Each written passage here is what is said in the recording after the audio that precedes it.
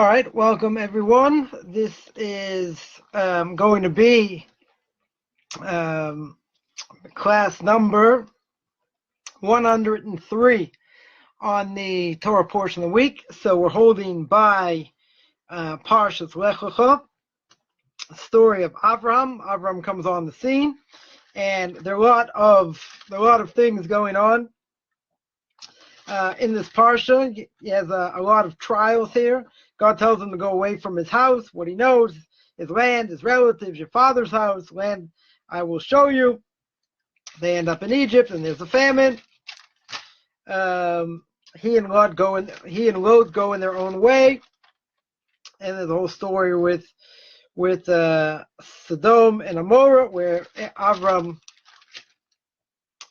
saved Lot, and the reassurance of God to Avram that he's going to make him a great nation. You have the covenant between the parts. You have the story of Yishmael. There's a lot here. Definitely a lot here. So one thing I want to focus on is actually about Yishmael. Now, the Torah here says, chapter 16, verse 12, that the Torah says, he shall be a wild ass of a man, his hand against everyone's hand against him, and over all his brothers shall he dwell. So this is a pretty strong statement that God makes, that he's going to be wild.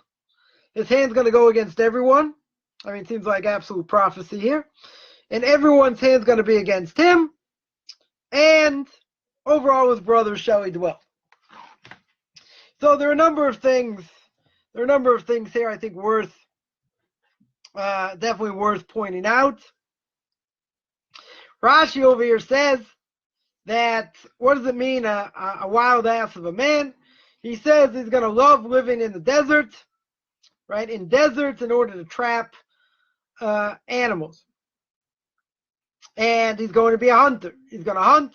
He's going to hunt animals. He's going to live in the desert. So ask Moiv a Rebbe, a Rav Agon or Moshe Shlita should be well. He says, this is what the angel's saying.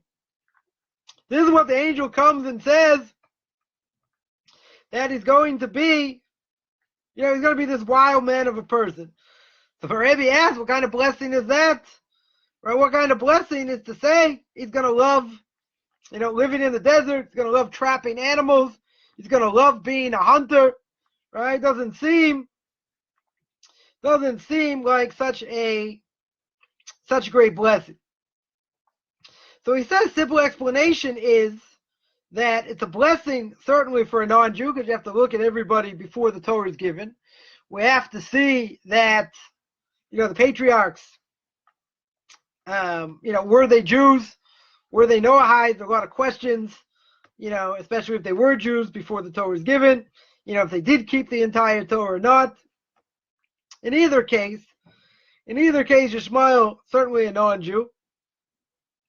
So Rebbe points out that what's the blessing over here? So what do you tell me? He's going to live in a desert and he's going to hunt animals, right? What kind of blessing is that? So he says there's a blessing over here that he shouldn't have parnasa, he shouldn't have livelihood from stealing, right? If he lives in a desert, right? In a desert, everything's hefker, right? Everything is ownerless.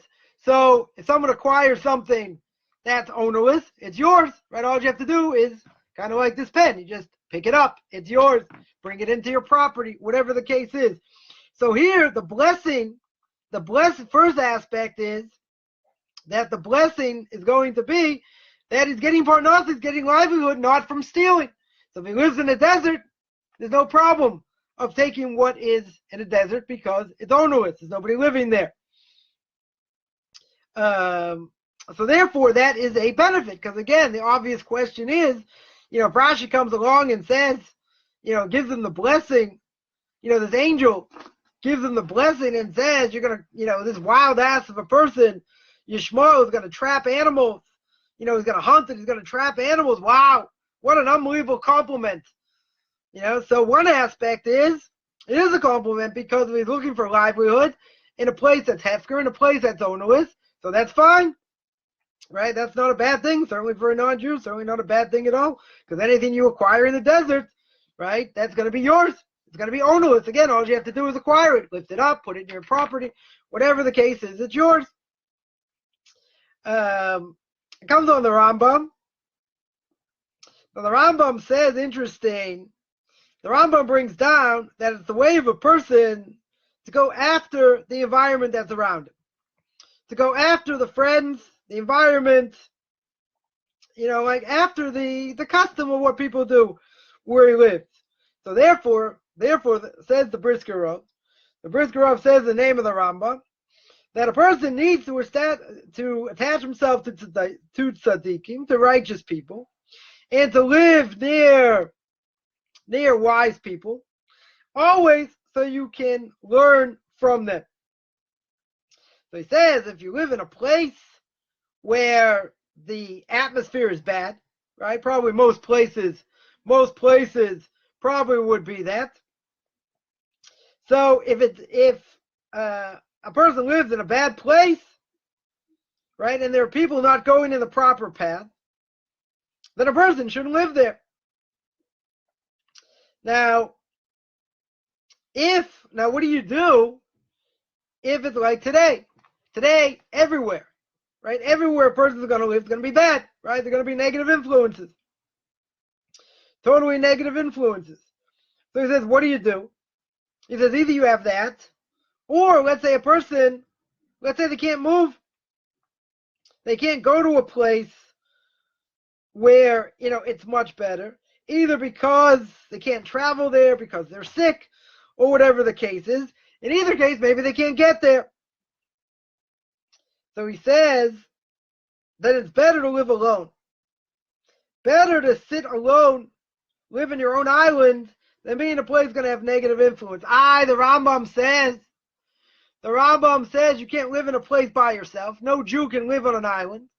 And the reason you can't live on an island is because you have to be around other people, right? You have to participate, in good things that happen to them, or God forbid, bad things, that may occur, or whatever the case is. You cannot separate yourself from the community, right? That's what the Rambam says. It's one of the 24 things that stop a person from actually properly doing tshuva, is that you have to live amongst, the Jewish people. So someone in the process of conversion, right? This should be obvious, should be, a game changer, that you have to live in a Jewish community. It used to be, as someone, I shouldn't say someone, there have been a number of people who said, it doesn't say anywhere in the Talmud, nowhere in the Shulchan Aruch, nowhere in Jewish law, that a non-Jew has to live in the Jewish community in order to convert. So that's true. That is 100% true. But it used to be that if someone lived amongst the Jewish people, even if they didn't live exactly in the neighborhood, they would know and understand what to do, right, in order to how to be a Jew. At the same time, that's certainly not the case today. So therefore, if a person wants to be a Jew, you got to live amongst them. Again, it doesn't matter, if it's not brought down according to Jewish law, that would seem obvious. Somebody who wants to be, a Muslim, wants to be a Christian, wants to be a Hindu, you're going to live amongst those people in order to keep up the same customs and, etc. But he says something interesting here. He says if a person can't get there, if a person can't get to a place, even though most places are probably bad, but there are better places than others, nonetheless, if a person can't get there, then it's better to live alone. So one thing you see for sure, which I'm going to harp on a little bit, is the fact that what we're surrounded by makes us into who we are.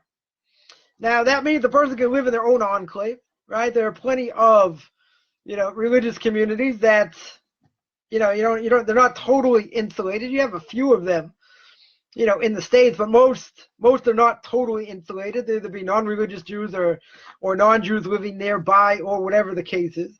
Here in Israel, it's a lot easier. You don't really have Jews and non-Jews living, it's either the Jews or the Arabs pretty much, so they don't really live together. I mean, you can have places where there are, religious Jews and non-religious Jews, that you definitely have, but you have many places where it's just, they're all Orthodox Jews. That's it. That's all you have.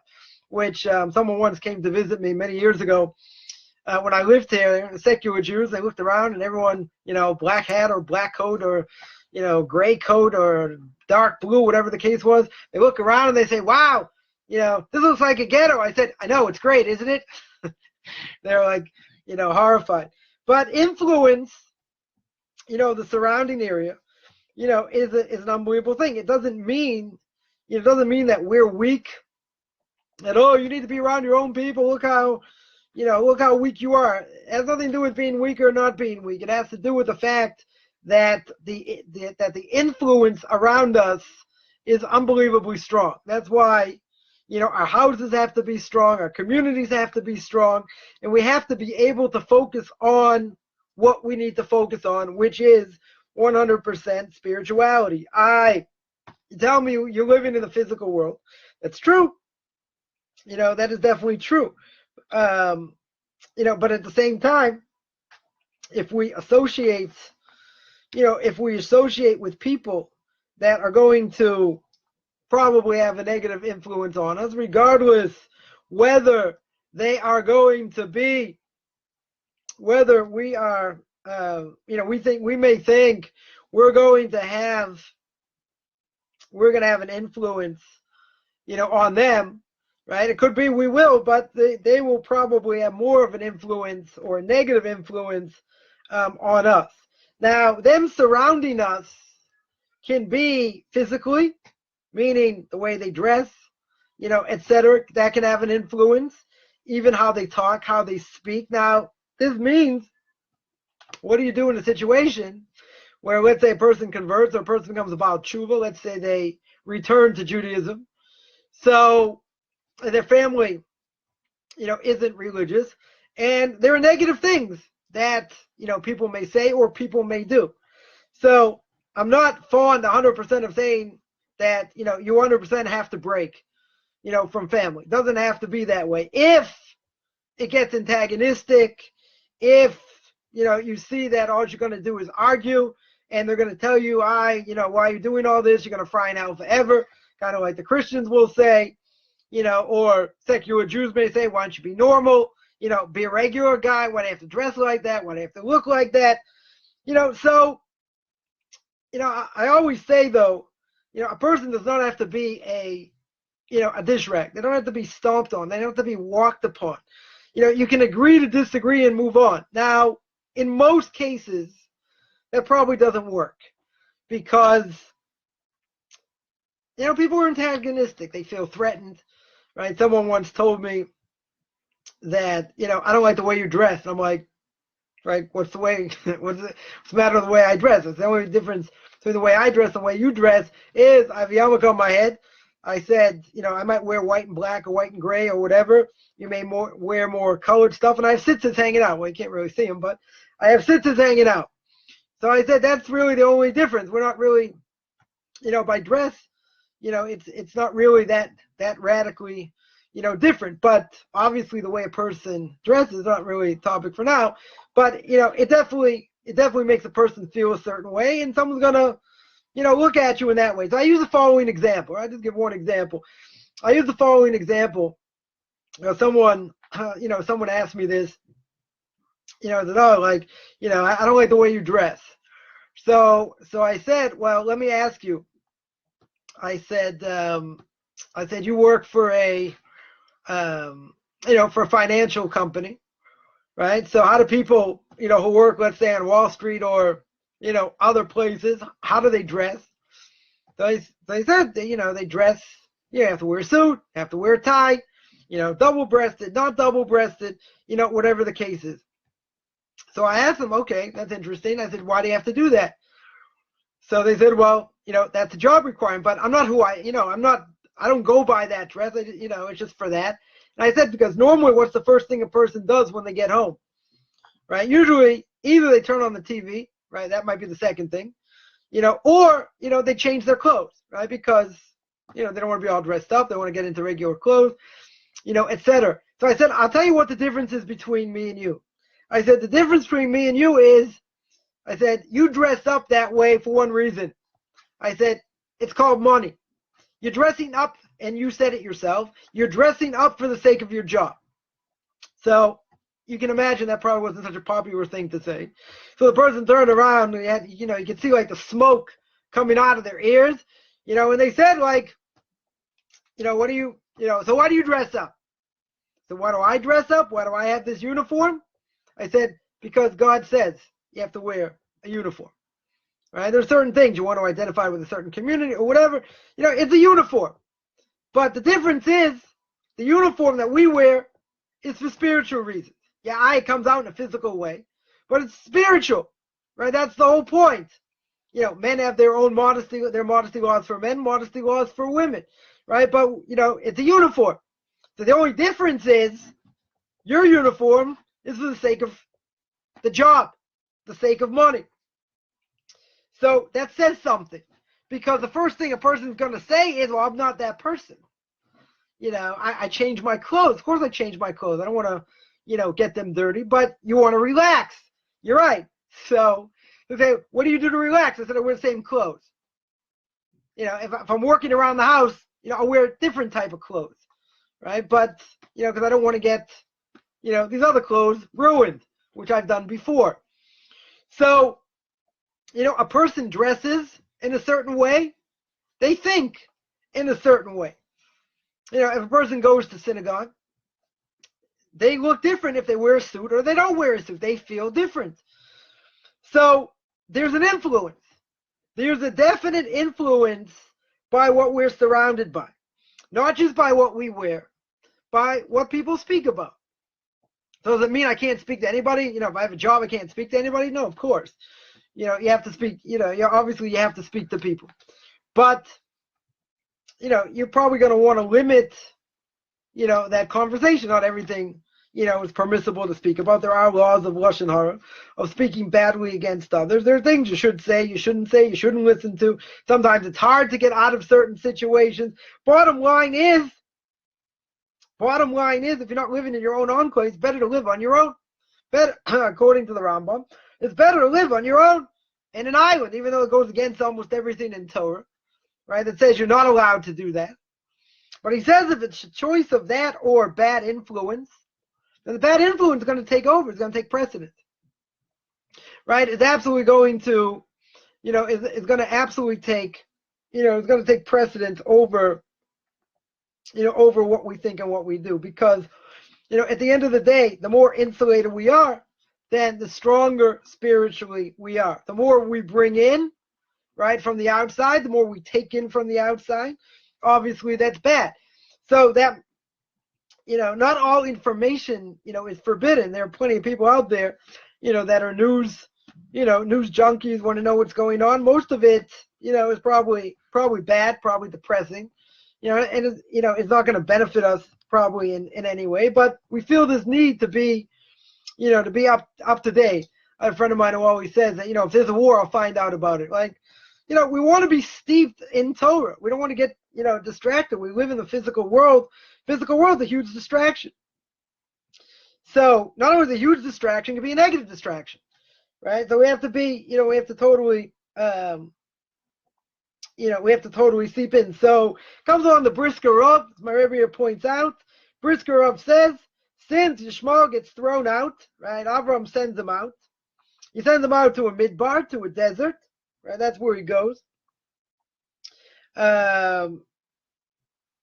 He has to go into exile, and that's a blessing for him. It's a blessing for him for the sole reason that he's not going to be influenced by his surroundings. So I would even go further and say it's not just the outer influence, not just where I live, right? It's what even, we mentioned, it's what even I take into my own home. It's what I'm involved in social media. You can also be surrounded by garbage with that also. What people say and how they say it, and, all these different things, probably more negatives than positives, even though people say, but you're also on social media. That's true, right? That is definitely true, right? But, I will very rarely engage people because A, it doesn't belong there, and B, nothing that good ever comes out of it. So, if there's an issue, contact someone privately. But, at the same time, any bad influence, that we may have, where we may live, or whatever the case is, it's something that we have to get, we have to try and get out of our system. And the only way to get it out of your system is through Torah. Now, even if you live in a Torah environment, I'll give you an example. So I used to live in Lakewood, New Jersey. Anyone knows Lakewood, New Jersey? It's a tremendous yeshiva town, right? It's one major yeshiva there called Beit Medrash Gavoa, what they call BMG. It's the Lakewood Yeshiva. So I lived in a neighborhood where everyone was an ultra-Orthodox Jew. But still, once you go out of that enclave, you go anywhere else, it's just you're subjected to everything else. Meaning you go to Home Depot, you go to Walmart, you go to whatever, wherever you go, you're going to be surrounded by not necessarily like-minded people. So you can say, what do? I don't go shopping, I don't buy food, I should just stay in my house. Maybe I should buy everything online. Well, maybe that's a better idea. Could be. But I'm just pointing out that over here, that, the fact that the Torah calls Yishmael, calls him a wild man, etc. But the angel gives him the blessing he should live in a desert. This is the blessing. This is what the Brisker Rov says. It's an absolute blessing because he's going out in the middle of nowhere, right? He's not going to be influenced, by anything, like I used the reference before where someone said, oh, it's like where you live is like living in a ghetto. That is so true.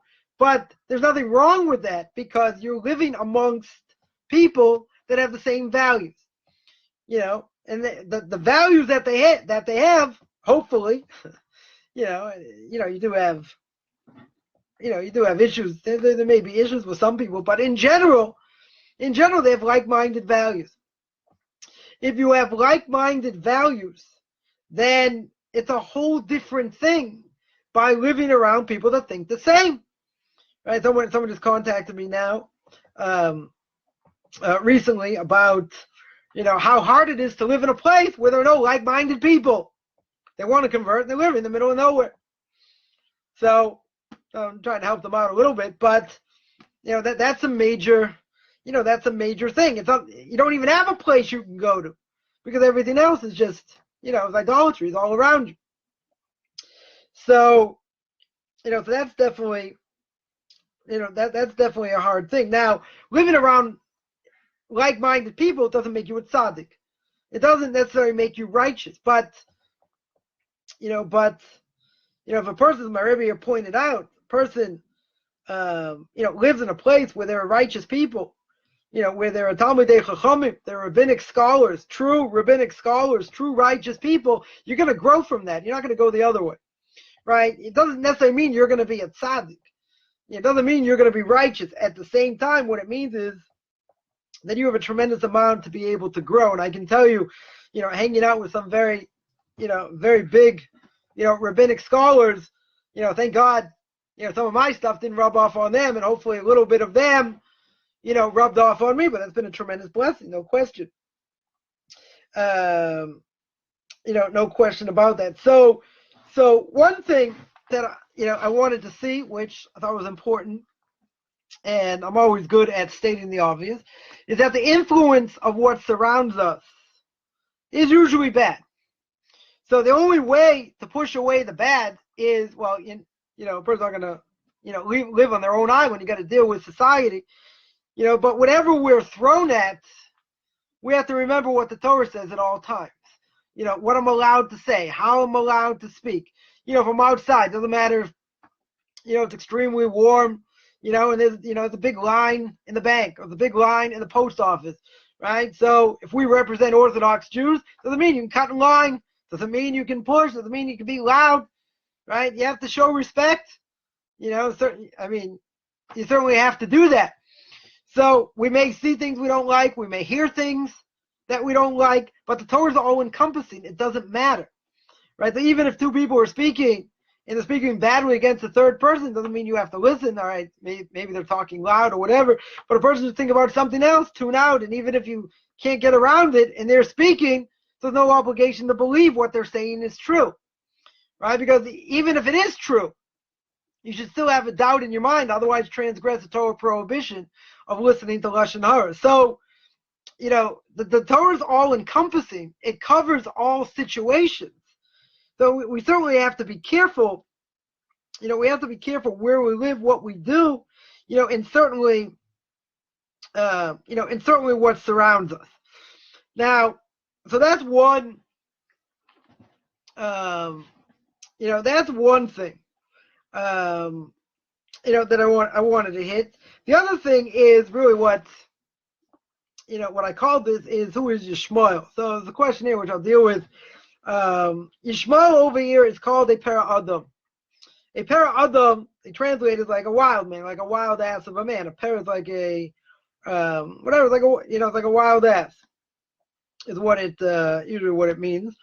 So as we look at the verse itself, it says it'll be a wild ass of a man. Again, it's Genesis chapter 16, verse 12. His hand against everyone. What does that mean? Now again, people will say the Torah is racist.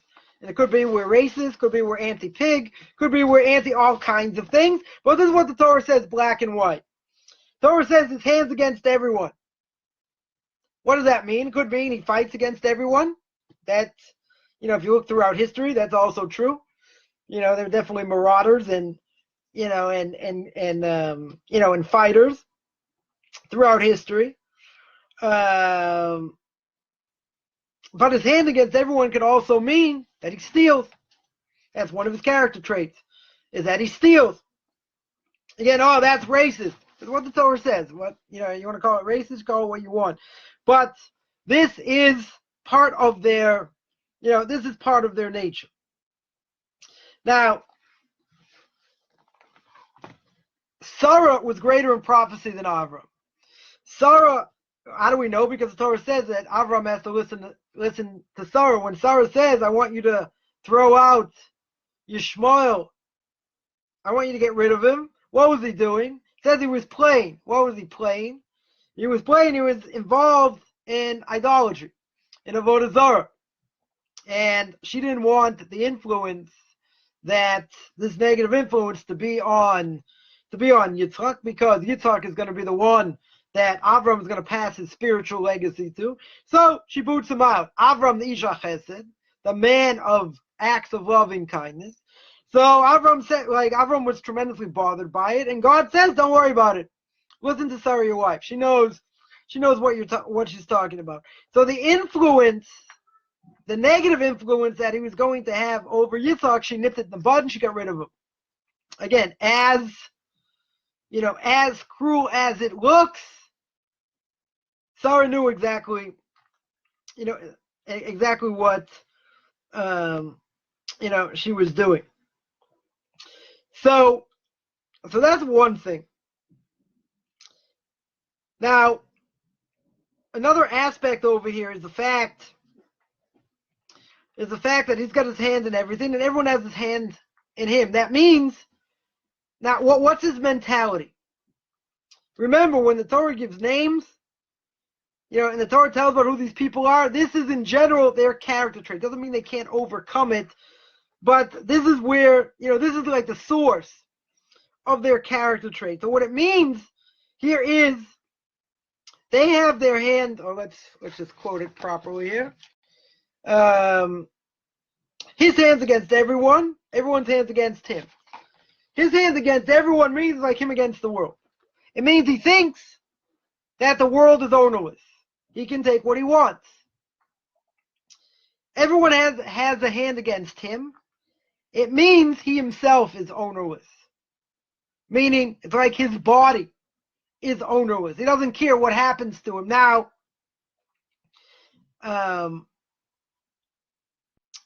understanding it in this context, then it makes sense what goes on in the world, especially today. And that is that how can it be that somebody's willing to give up their life for a lie, right? We definitely believe, that Islam's a lie and it's not true. But how could someone give up their life, based on a lie, regardless of whether they think they're going to get, all these virgins in the next world, by killing themselves, right? It doesn't make a whole lot of logical sense. I mean, it doesn't have to, but if we want to try and make, a little bit logical sense.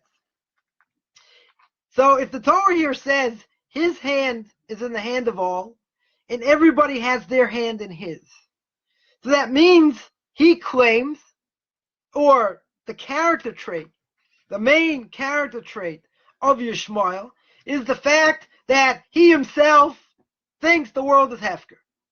He himself thinks the world is ownerless. Now, the world being ownerless means I can take whatever I want. That's what it means. I can take whatever I want. If I take it from, as we said before, if I take something from a desert, it's ownerless. A desert is ownerless. So if I take my pen, this was in the desert, I pick it up, I put it in my yard, whatever the case is, it's mine. Why is it mine? Because I finders keepers, right? We don't necessarily say finders keepers all the time. Let's say it did have a certain character trait of this pen, right? Look at my pen.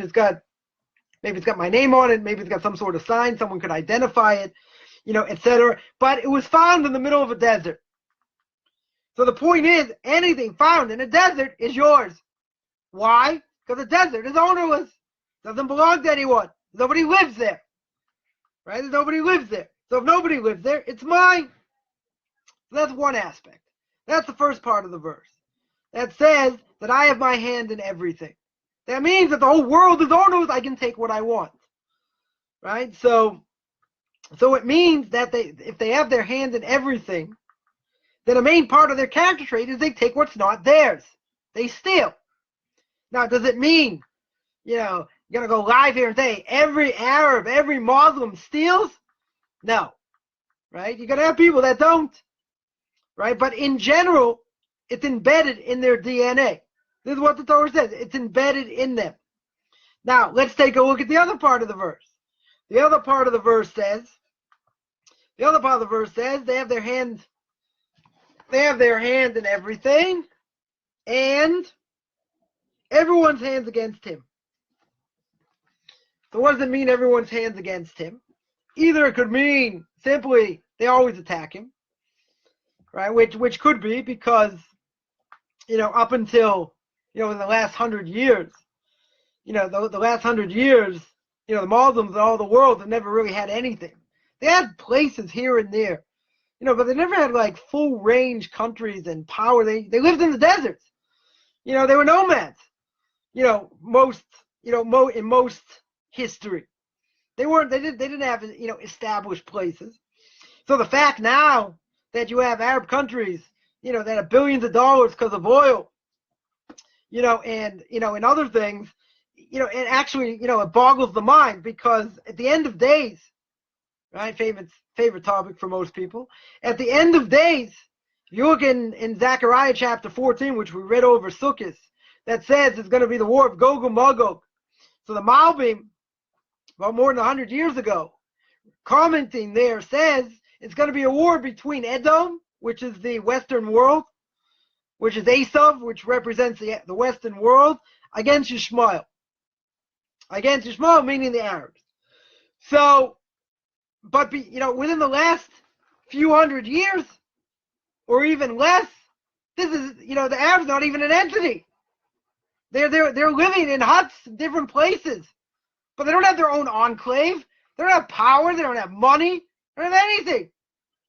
Right? That's why it's also funny that people will claim, that there's this Palestinian people. There's no such thing. They really belong to Jordan, or some of these other groups that were in the land of Israel before the Jews came, but they were never their own entity. You had the Lebanese, you had Syrians, you had Jordan, you had Egypt. You had all these different groups that were here, but they didn't have their own They didn't have their own group, right? None of them had their own group. So the Malbim says that you're going to have a fight. You're going to have a fight between Yishmael, between the Arabs and the Western world, right? The Western world being Esav, right? Esav and Edom. Now the Malbim wrote this more than 100 years ago. So, anyone reading this, way back when, like, all right, very nice. Up until 9/11. Once 9/11 happened, and then Bush came out and said, this is not a war against Islam. Okay, that's why he blew up half of Afghanistan. Nonetheless, he says, it's not a war against Islam. Well, guess what? Over the last number of years, that's what it's been. And that's what it seems going to be to the end of days. You get all these countries in Europe, people terrified. You got these small minorities or big minorities of Arabs all over the place. England, France, Germany, all these places. Right? People are terrified. So it comes on the Malbim. And the Malbim says you're going to have this great war. And what's the war based on? He says they're going to disagree in terms of religion. Thank you very much. Right? That's where they're going to disagree. It's going to be a major bloodbath. And then they're going to think that why they're having this major bloodbath must be for the Jewish people. They come and march against the Jewish people. They start on their way to Jerusalem. And that's when the Messiah comes. And that's it. That's according to the Malbim what is supposed to happen. So again, up until this point, more than 100 years ago, you didn't have any of these enclaves. None of these countries carved up in, all these Arab countries. You never had it. There's no such thing. So now look at the second part of the verse, and the second part of the verse says that the world's going to have their hand in them. Right? Their world's going to be in their hand's going to be in the hand of everyone. Everyone's going to be their hand in them. So what does that mean? What does that mean? It means that they themselves are also ownerless. In other words, their lives are ownerless. In other words, it doesn't matter what happens to them. They're willing to give up their life at the drop of a hat. But again, if we're looking logically, if we're thinking logically, even if you believe, it's really only by them. You don't see it by the Christians. You certainly don't see it by the Jews. You don't see it by the Hindus. Let's get some crazy ones that they're willing to give up their life and look what they're going to get in the next world. That doesn't make any sense. Right? You don't see it by any other major religion that does such a thing. Right? Totally makes no sense. Comes along the Torah, and the Torah says, no, we are going to make sense. Because thousands of years later, it's going to come to fruition. That they're going to say, not only is the world ownerless, but my body is also ownerless. Which means it doesn't matter what I do. It doesn't matter if I have to give up my life or not. Because if I give up my life, I'm going to get something in return. So you say, okay, these people are crazy. They're totally whack jobs by doing it. I agree. But you have to ask the question, is this just a new thing? Is this just radical Islam came out of nowhere? Didn't come out of nowhere. Right? It might be a relatively new thing in certain ways. But where was the base? Where in the world could this have ever occurred? Right? Or ever happened? It can only be because in the source of their soul, now again, just because, we may have certain character traits and we're born with them, they're part of our DNA, does not mean in any way, shape, or form we have to act on it, right? I've spoken about this many times, right? Because people want to say, for instance, homosexuality, there's a special gene. Well, I got a lot of special genes. I got an anger gene. I got a Lashon Hara gene. I got a, overeating gene. I got all these extra, all these genes that I have that make me do all these things. But guess what? If you act on it, doesn't matter if it's a part of you. Doesn't matter if you have a certain disposition. What matters is that I'm not supposed to act on it if it's something negative. So am I going to be held accountable? Yeah. I don't care if you have the gene. Who cares if you have the gene? I have an anti-matzah eating gene. You know what the Torah says? We have to eat 35 pounds of matzah in 10 seconds and whistle Dixie go, yeah, I don't like matzah. Goes against my stomach. Right? Totally against my stomach. God says, I don't care. Shut up and eat the matzah. That's what you have to do. Right? But it's against my genes. It's against my DNA. All right, it's not something negative. It's something that, every Jew has to do. But even if this is part of their DNA, let's just say for argument's sake, it's part of their DNA. If it's part of their DNA, who says they have to act on it? They'll have more of a disposition. I'm just pointing out, if you didn't have the Torah to tell me this, then, what goes on today, forget them wanting to kill people, that's one thing. Right? That's one thing. To actually kill themselves in the process. Now, there are plenty of non-Jews that hate Jews. Right? That goes without saying.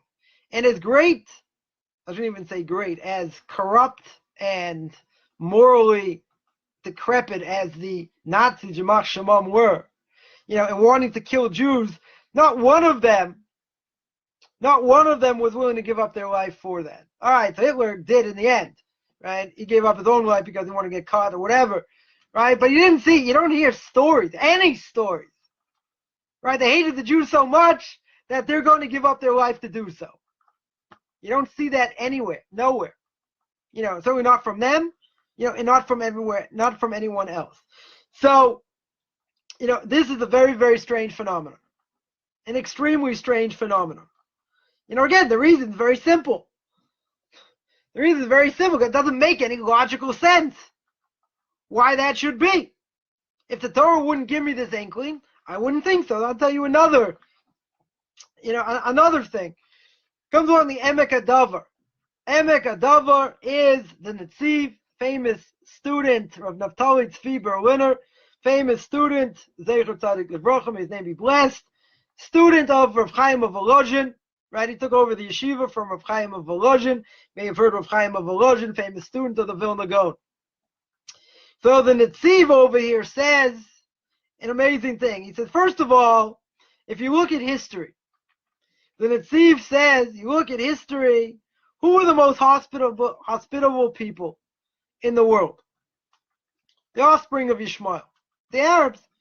Anyone's ever gone, either been in an Arab country or even been here amongst, Arabs or whatever, they're extremely hospitable when they're not trying to kill you, right? So they're known to have tremendous hospitality.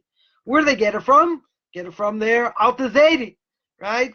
The great-great-grandfather from Avraham, right? That's where the chesed, comes from. Now, the Netziv says an interesting thing.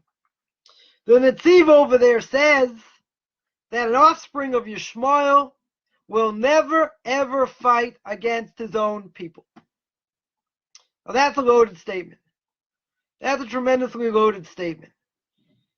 So let's repeat that, then we'll explain it. He says the offspring of Yishmael, meaning the Arabs, the Muslims, will never fight against other Muslims. Now, we see this all the time now. We see the Sunnis against the Shiites. You see them fighting left and right against themselves, right? Not just, not just against others or the rest of the world.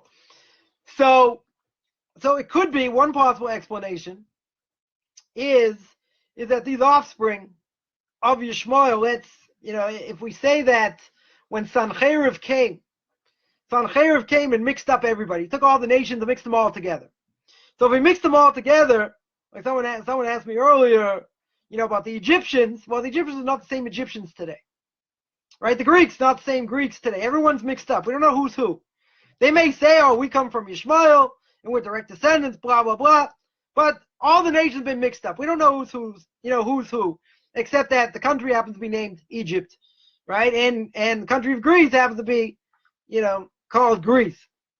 But the Greeks, as we know it, disappeared, right? They disappeared after, they tried to start up with the Jews. They disappeared. Romans disappeared. It doesn't matter if Rome exists today. You don't have any Romans today.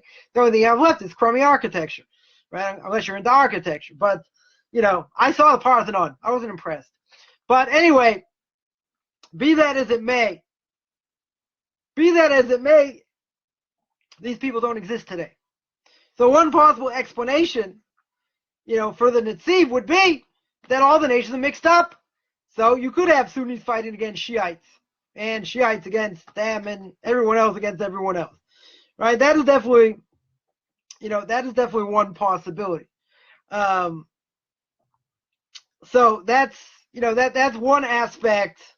That's one aspect.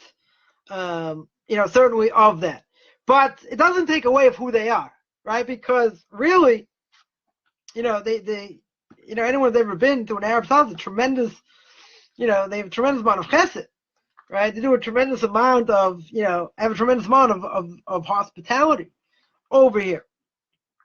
At the same time, we have to make sense. We have to make sense of what the Torah says, and that they would never hurt one another.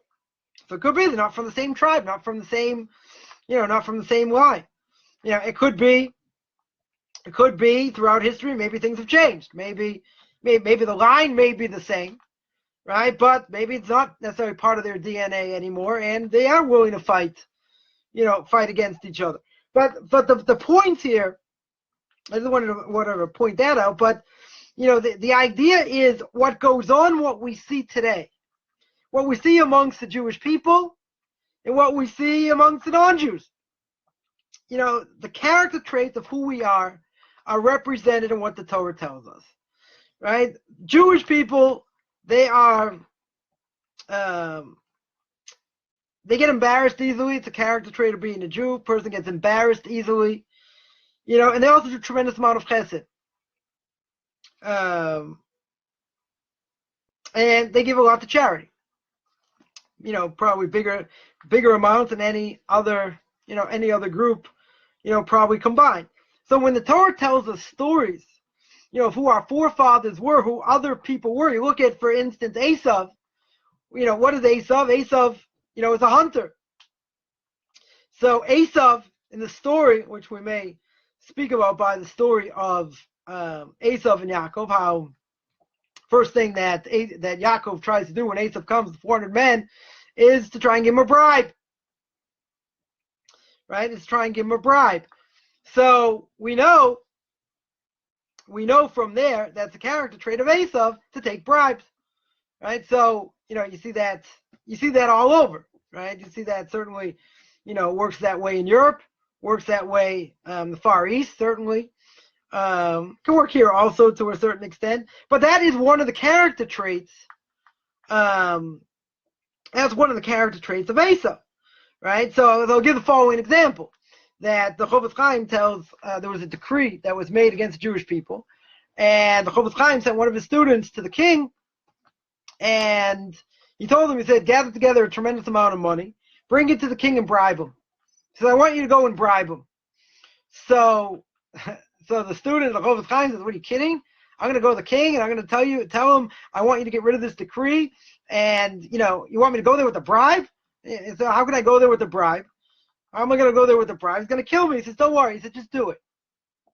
So the student goes in front of the king, and he says, King, he said, no, this is a decree made against the Jewish people. I want you to stop it. I want you to get rid of it. So he's having this conversation with the king. King's like, why should I do that? This is a decree. I'm not going to change it. So what does the student do? He puts a sack, of gold and money on the table. King looks down, looks at the money, looks at him. He goes, what do you think? You can bribe me? What are you, crazy? Get out of here. I'll kill you. And he runs, gets out, within an inch of his life. Comes back to Chofetz Chaim, tells him what he did. Chofetz Chaim says, I told you didn't give him enough money. Go back, take an absurd amount of money, put it in front of him, and that's it. He goes, I can't go back. He's going to kill me. Chofetz Chaim says, just do it. So the guy goes trembling, goes back into the king. King says, what do you want? He says, I came here about this decree. He says, what? You tried to bribe me before? You think you can do this? Whatever. So he takes his bigger sack, right? Huge, overstuffed sack, puts it on the table. King looks down, starts yelling and screaming, we're going to kill you, whatever, and he throws him out. Guy says, that's it, I'm done. Comes back to Chofetz Chaim. Chofetz Chaim says, I told you, you didn't give him enough money. Just take an absurd amount of money, bribe him, and get this decree stopped, because I can't go back. He's going to kill me. He said, just do it. goes back a third time, takes triple the amount of money, 4 sacks, brings it on, whatever, however he brings it, gets it there.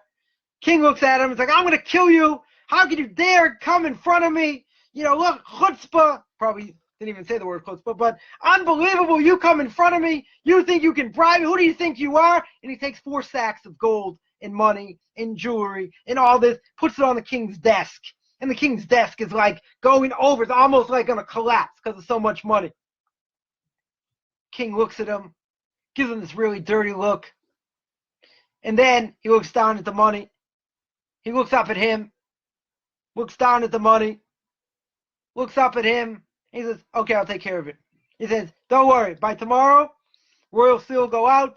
The decree is, no more. He says, all right, goodbye. And he sends him on his way. This guy is like unbelievably incredulous. So he comes back whistling Dixie to the, well, I don't know if they whistled Dixie back then, in Rodin, in Russia, whatever. So he comes back and he tells the Chofetz Chaim, he says, how did you know?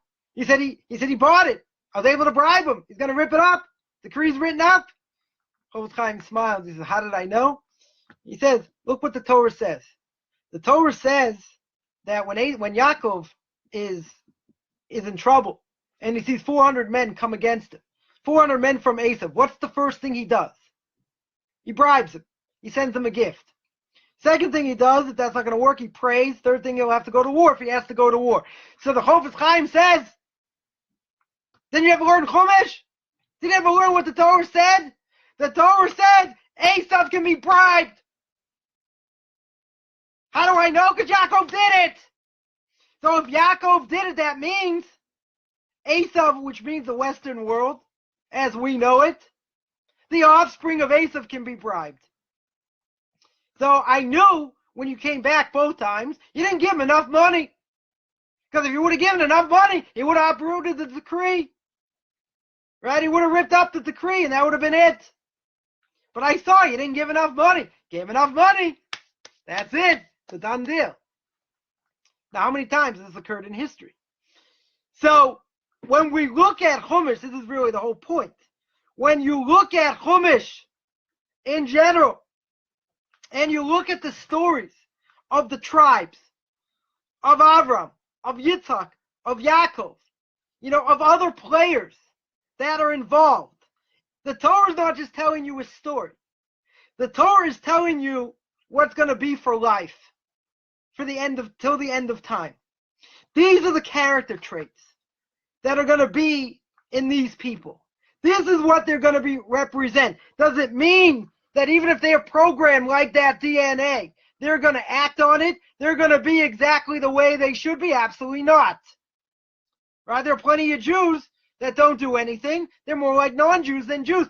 But they're programmed DNA to do this, to do that. Doesn't matter. They can act on it. They cannot act on it. They can have a certain disposition. Doesn't mean I have to act on it. Right? But this is the character traits that go on throughout history.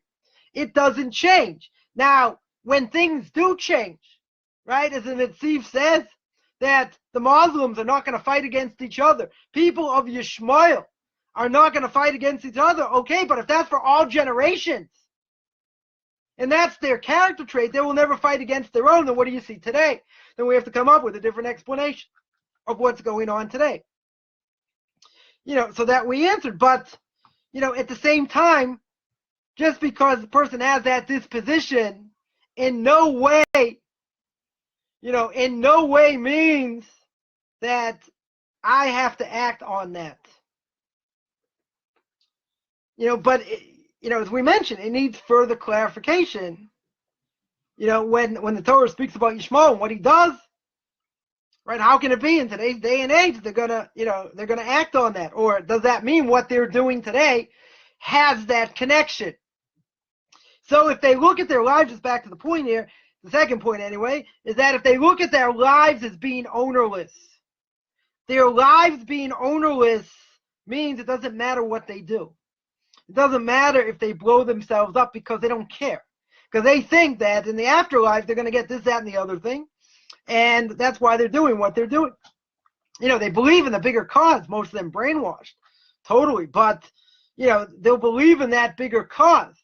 But if it wasn't put inside their DNA, in other words, if the Torah wouldn't say that everyone has their hand in them, and that it's like they themselves are ownerless, then what that means is that it doesn't matter what happens to them.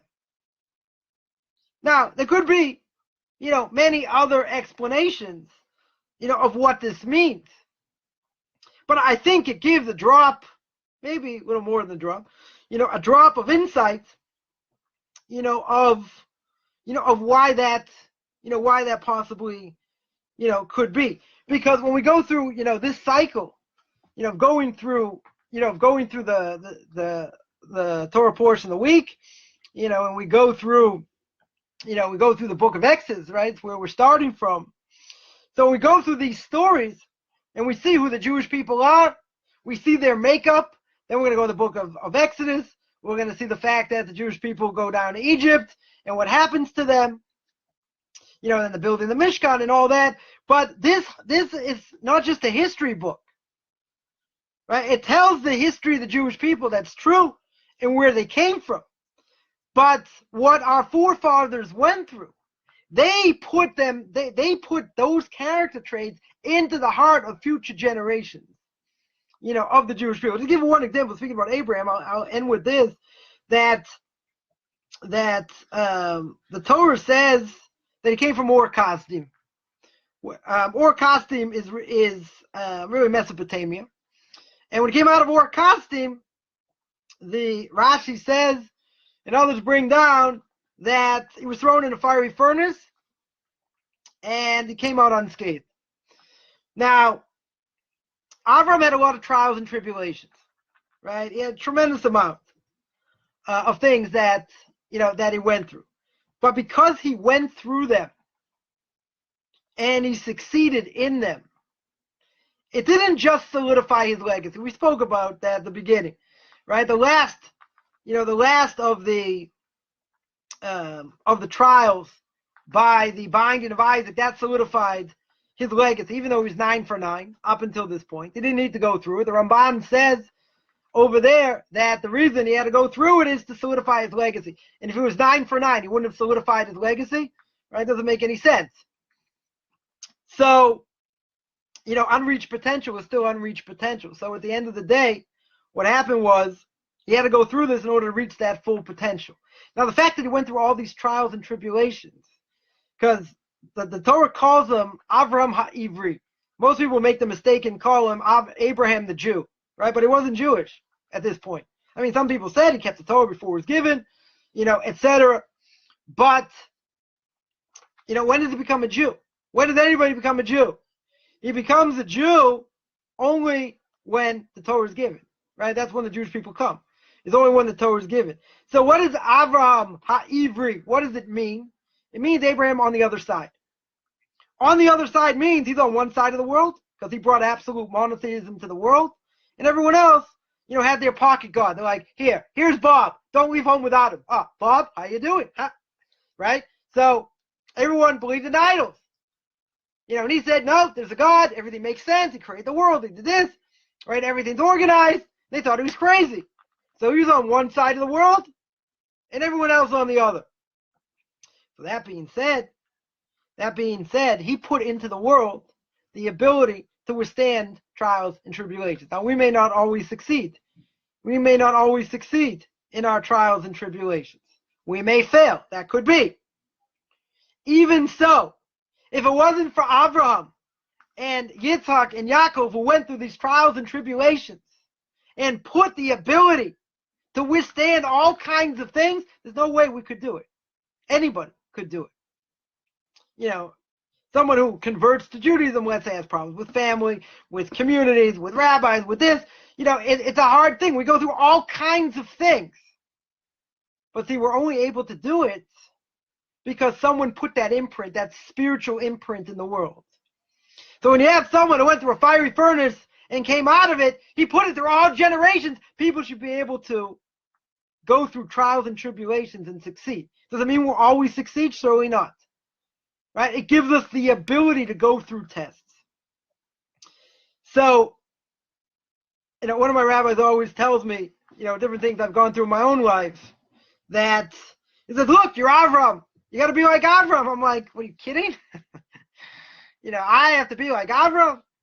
That's what we have to do. We have to be like Avraham to fight against the world, right? And that's what my Rebbe here brought down, right? That is why Yishmael goes to a desert, right? Everything is hefker. Everything's ownerless. So there's not going to be any influence. So there shouldn't be any influence, right? Because there's a lot of negative influence. And if there's negative influence where we live, we have to get around it somehow. If you can't get around it, you got to block it out. We have to be like Avraham and, block everything out and make sure that it doesn't have a negative influence. And, if we have the ability, we should, and we can't go anywhere else, so we have to move to a desert. We have to go, somewhere else, middle of nowhere, so we don't have that negative influence. Even though it's certainly not good for a Jew to do so, nonetheless, it's better doing that than being surrounded by people who are going to have a negative influence. So I'm going to stop there. Wish everyone a good Shabbos. Anyone has any questions, people should know I give conversion classes. Find out at my blog, orthodoxconversion.com, or my Facebook fan page, Beyond Orthodox Conversion to Judaism. Also give an Intro to Kabbalah class tonight, 9 o'clock, New York time. Actually finishing up on Derech Hashem, the way of God. Speaks about why God created the world, the purpose of man, spiritual forces, all kinds of interesting things. Actually speaking now, we're going to speak about Torah and commandments, how it works in this world. We'll speak about reward and punishment, about spirituality. Anyone interested in that, send me an email or text me. You can send me an email at rabbichaimkaufman@gmail.com, RABBICHAIMCOFFMAN @gmail.com, and wishing everyone a great Shabbos.